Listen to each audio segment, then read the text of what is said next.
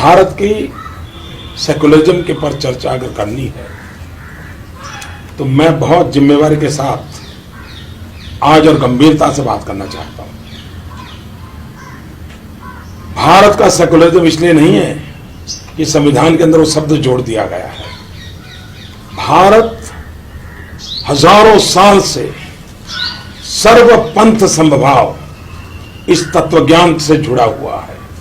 भारत ही दुनिया में एक देश है जिसकी फिलॉसफी कहती है एकम सत्य विप्राहा बहुधा वदंती। सत्य एक है, जानकार लोग उसको अलग अलग रूप में प्रस्तुत करते हैं। भारत ही एक देश है जो कहता है सर्वे अपि सुखिनः सन्तु सर्वे सन्तु निरामया सर्वे भद्राणि पश्यन्तु मां कश्चित् दुर्भाग् भवेत्। भारत कभी ये नहीं कहता हिंदू सुखेन सुखी है, ऐसा नहीं कहता है। भारत सबके लिए सोचने वाला देश है और भारत का हजारों साल का इतिहास देखिए। हिंदुस्तान ने कभी तलवार लेकर के कभी दुनिया के विचार पर, संप्रदाय पर, समाज पे हमला नहीं बोला है। विस्तारवाद ये भारत के ब्लड में नहीं है। उस भारत को बिन सांप्रदायिक सिखाने की कोशिश है न हमें करनी चाहिए न किसी और ने करनी चाहिए। जो लोग भारत की बिन सांप्रदायिकता के नाम पर कल बयानबाजी की है, मैं उन फारूक साहब से पूछना चाहता हूं, भारत की बिन सांप्रदायिकता के ताकत इतनी जोरदार है और ये हमारी रगों में है, सिर्फ संविधान में नहीं, हमारी रगों में है। हम सर्व समावेशक हैं। ये देश ऐसा है जो प्रकृति की भी पूजा करता है, पेड़ की भी पूजा करता है, पानी की भी पूजा करता है। यहां कोई पराया हो ही नहीं सकता। पूरे ब्रह्मांड को अपना मानता है, पूरे विश्व को परिवार मानता है। ये समाज है और उस समाज में अगर इस प्रकार की भाषा बोली जाए, कभी कभार कोई घटना घटे या किसी का बयान आ जाए, क्या हिंदुस्तान का सेकुलरिज्म इतना रद्दी है क्या कि कोई एक बयान दे तो खराब हो जाएगा?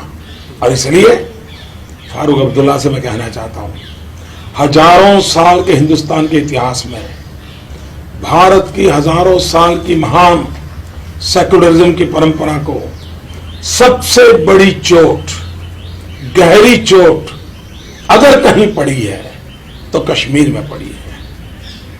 और वो भी श्रीमान फारूक अब्दुल्ला जी आपके पिताजी की राजनीति के चलते हुआ है। श्रीमान फारूक अब्दुल्ला जी आपकी राजनीति के चलते हुआ है।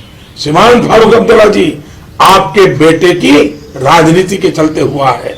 इस देश में कश्मीर एक ही है जहां से पंडितों को धर्म के आधार पर निकाल दिया गया। जो सूफी परंपरा की भूमि थी उसको आपने निजी राजनीतिक स्वार्थ के लिए संप्रदाय के रंग से रंग दिया है।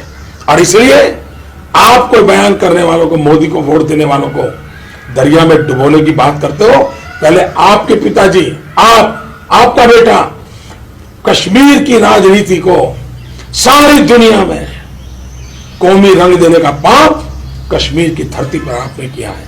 कश्मीर ये सूफी परंपरा की धरती है। कश्मीर ये सर्वसमावेश की धरती थी, उसको ये दाग लगाने का काम आपने किया है। आपको शोभा नहीं देता है इस प्रकार की बयानबाजी। और अगर डूबना है तो किसने डूबना चाहिए? जरा दर्पण में अपना चेहरा देख लो। आपके पिताजी का चेहरा दर्पण के सामने खड़ा कर करके ये सवाल पूछो कि कश्मीर के पंडितों को वहां से खदेड़ देने वाले लोग किस मुंह से देश को बिन सांप्रदायिकता के उपदेश दे रहे हैं? उनके मुंह में शोभा नहीं देता है। हम चुप हैं, इसका मतलब ये नहीं है कि जो चाहे वो भारत की हजारों साल की महान सांस्कृतिक विरासत को आए दिन चोट पहुंचाते रहे। ये शोभा नहीं देता है हमको। हम आज भी हमारे संस्कारों के कारण, हमारे ब्लड के कारण, राजनीति के कारण नहीं, राष्ट्रभक्ति के कारण कहते हैं भारत सर्वपंथ समभाव का मार्ग ही भारत के लिए श्रेष्ठ मार्ग है। वोट बैंक की राजनीति नहीं, विकास की राजनीति ही भारत के लिए श्रेष्ठ है।